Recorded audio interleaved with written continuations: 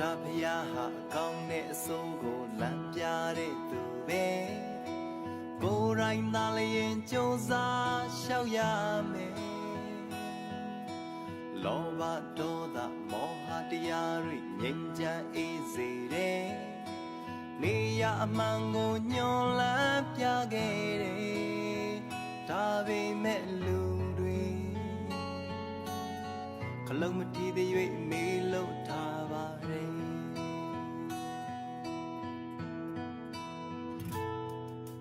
မိုးလင်းမိုးချုပ်မြဲပဲအလုံးရှုပ်လောကဇက်ခွန်ဝဲငိုကရေကအမျိုးမျိုးကကြတယ်သူကြောင့်ငါကြောင့်ခဏခဏလမ်းပြောင်းလူဘဝခရီးပါပဲ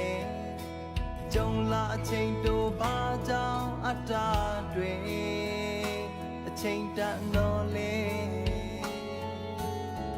အိမ်အပြန်လန်းကတန်တရားလေး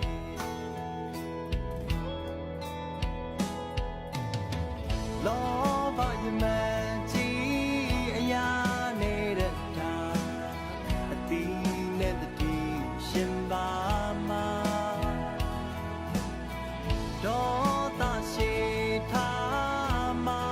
တဲ့အခါတတိနဲ့အတီးညံမြေမှာမောဟတီကမတိကျင်စိုးစိုးမှာမရှိမှုထပ်မတိမှုအမောင်းလုံးချ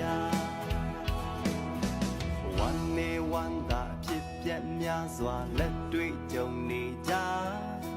ဒီအရာတွေကိုဆွဲလန်းခြင်းမှတနာအတိတ်ပြုသမျှကံပစ္စုပန်ကြအနာဂတ်တွေဝေဝါဉာဏ်ပညာအမှန်ခွင်